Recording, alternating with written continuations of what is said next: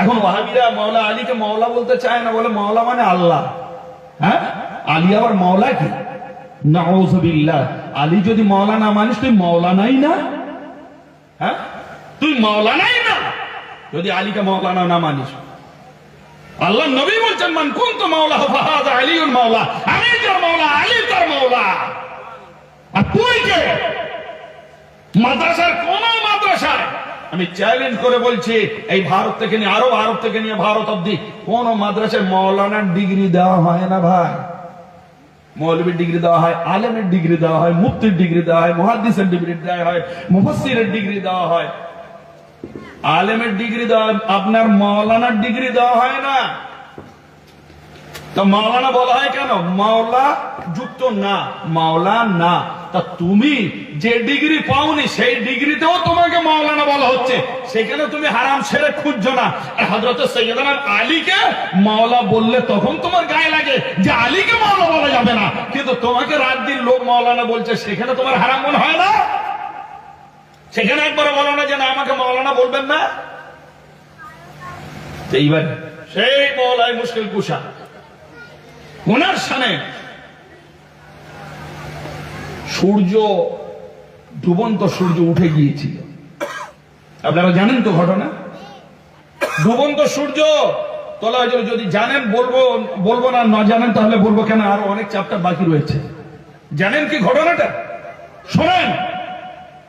আজ হযরতে রাসূল পাক সাল্লাল্লাহু তাআলা আলাইহি ওয়া সাল্লাম মাওলা মুশকিল কুশা পাককে নিয়ে একটা মাঠের দিকে গেলেন যে চলো ঘুরে আসি। গিয়ে একটা জায়গা, ভালো জায়গা বললেন, আলী বসো, আমি তোমার কোলে একটু আরাম করব।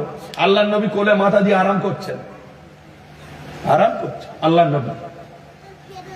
হুজুর মাওলা আলী মুশকিল কুশা, হযরত ইমাম হাসান ইমাম হোসেন পাকের আব্বা হুজুর, উনি দেখছেন রাসূল পাকের চেহারা মোবারক দেখেন, আর একদিকে সূর্যের দিকে তাকান। আল্লাহর নবী আসরের নামাজ পড়ে বেরিয়েছিলেন, কিন্তু হযরত মাওলা আলী পাকের আসরের নামাজ পড়া হয়নি।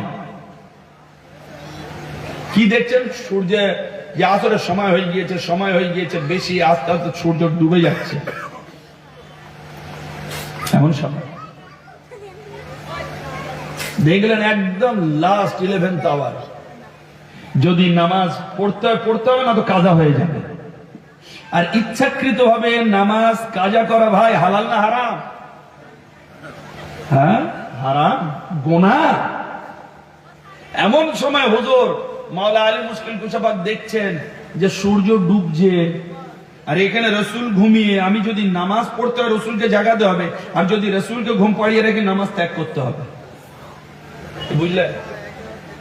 তো হযরতে মাওলা আলী পাক উনি ডিসাইড করলেন যে না, আমি রাসূলকে ঘুম ভাঙাবো না। তারপরে যা হবে,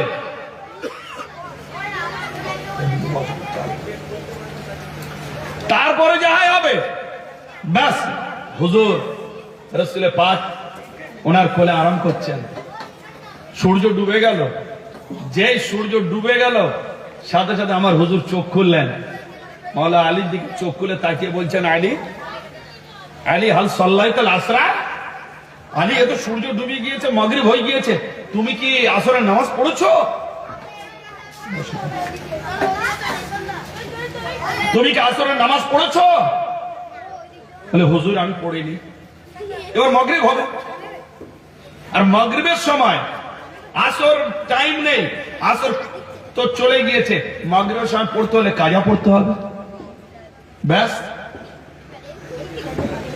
হুজুর মাওলা মুশকিল কুশা উনি ভাবছেন কাজা পড়বো, আর এদিকে রাসূল পাক সাল্লাল্লাহু আলাইহি ওয়া সাল্লাম পাক বললেন, আলী তুমি কাজা পড়বে না?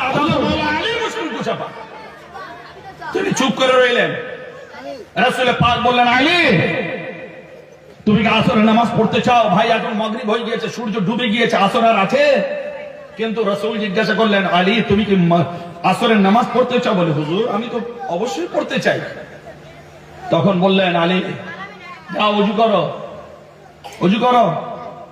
এদিকে হযরত মাওলা আলী ওযু করছেন, ওদিক থেকে আমার দয়ার নবী দুই হাত তুলে মুনাজাত করছেন, আল্লাহুম্মা ইন্নাহু কানা বিনা ইন্নাহু কানা ফি খিদমাতিকা ওয়া খিদমাতি রাসূলিকা ফারদুদ আলাইহি শামস।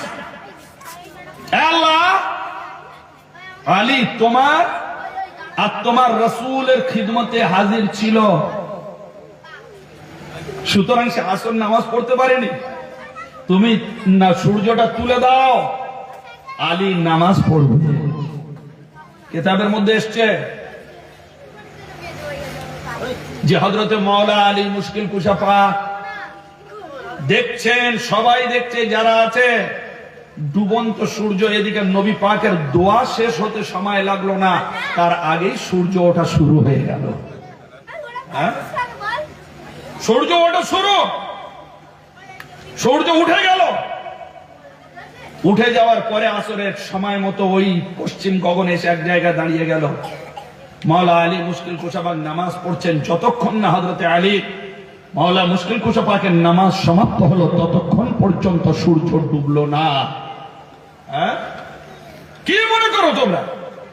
নামাজ নামাজ নামাজ, অবশ্যই নামাজ ফরজ, কিন্তু সেই নামাজের থেকে আরো বড় ফরজ ঈমান হচ্ছে নবীর মুহাব্বত। নবীর কলমা পড়েছো বলেই নামাজটা ফরজ হয়েছে। যদি নবীর ওপরে কলমা না পড়তে নামাজ ফরজ হতো না, তাহলে নামাজের থেকেও বড় মর্যাদা আমার নবী। তো সেই নবী হুজুরে পাক সাল্লাল্লাহু আলাইহি ওয়াসাল্লামকে অপমান করবে, নিজেদের বড় ভাই বলবে, নিজেদের মতো মানুষ বলবে, আর তোমাদের নামাজ আল্লাহ কবুল করবে? কি মনে করছো এত সহজ? ভাই, নামাজ নামাজিদেরও আল্লাহ তার নামাজ মুখে মেরে দেবে। নামাজ কবুল হবে না যদি আল্লাহ ওয়ালাদের সাথে গুস্তাখি ও বেয়াদবি হয়। এটা কোরআন, আমার কথা নয়। চলুন তো, হযরতে আদম আলাইহিস সালামকে আল্লাহ পাক তৈরি করে রাখলেন। সমস্ত ফেরেশতাদেরকে বললেন, যাও ওয়াসজুদু লি আদম, তোমরা আদমকে সিজদা করো। হ্যাঁ, জান্নাতের মধ্যে আদমকে তৈরি করে সেই অবস্থায় জান যখন দেওয়া হলো, সমস্ত ফেরেশতাদেরকে হুকুম হলো, তোমরা আমার তো সিজদা করো, আর করে এসছো, যাও আদমকে সিজদা করো। সমস্ত ফেরেশতারা আল্লাহর দিক থেকে মাথা ঘুরিয়ে আদমের কদমে পড়ে যায়নি? হ্যাঁ, কোরআনে নেই? প্রত্যেকটা কথা যখন ফুল চাদর কোরআনে আছে, তোমরা দাও কেন? মিলাদ কোরআনে আছে, দাও কেন? কিয়াম কোরআনে আছে, দাও কেন? এগুলো পরে, আগে যেটা কোরআনে আছে সেটা তো মানো। হ্যাঁ, সমস্ত ফেরেশতা আল্লাহ পাক বলেন ফাসাজাদাল মালায়েকাতু কুল্লুহুম আজমাউন। হ্যাঁ,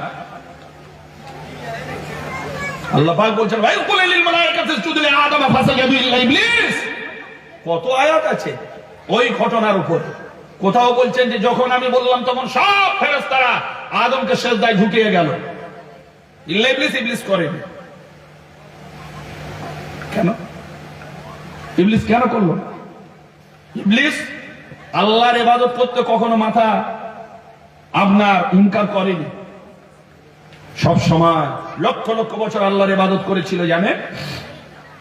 কিন্তু সেই আল্লাহ রাব্বুল আলামিন যখন আর নিজের দিক থেকে ঘুরিয়ে বলছেন এবারে তোমরা আদমকে সিজদা করো, তখন ইবলিস দাঁড়িয়ে গেল, বলে না করবো না। কেন? না না খায়রুম মিনহু, আই এম বেটার দ্যান আদম, খালাকতানি মিন নার ওয়া খালাকতাহু মিন তিন। আমাকে আগুন দ্বারা তৈরি করেছো, তুমি আদমকে মাটি দ্বারা তৈরি করেছো, আমি আদমের থেকে তো শ্রেষ্ঠ। আল্লাহ রাব্বুল আলামিন বললেন ফাখরুজ মিনহা ফাইন্নাকা রাজিম, বেরিয়ে যা তুই। কি মনে করেছিস তুই তো নামাজ আমার সামনে দেখাবি, তোর ইবাদত আমার সামনে দেখাবি, আর আমি ওতে খুশি হয়ে তোকে জান্নাত দেবো, আর তুই আমার ওলি আল্লাহ বুজুর্গানের দিনকে অপমান করবি? যারা আমার মেহবুব তার অপমান করবে? আমি আদমকে তৈরি করে আমি তাকে সিজদা করতে বললাম, তোকে তুই সিজদা করতে বাধ্য। হ্যাঁ, না করে তুই আমাকে জ্ঞান দিচ্ছিস যে আমাকে তুমি আগুন দ্বারা করেছো, ওকে মাটি দ্বারা করেছো, আমি আগুন ওর থেকে শ্রেষ্ঠ। কে শিখিয়েছো তোর এসব? কে বলেছো তোর এসব মশলা ফতোয়া? হ্যাঁ, যে তুই আমার আদমের থেকে শ্রেষ্ঠ, তুই আমার লক্ষ লক্ষ বছর ইবাদত করেছিস বলে? হযরত আদম তো তখন কোনো ইবাদত করেননি আল্লাহ।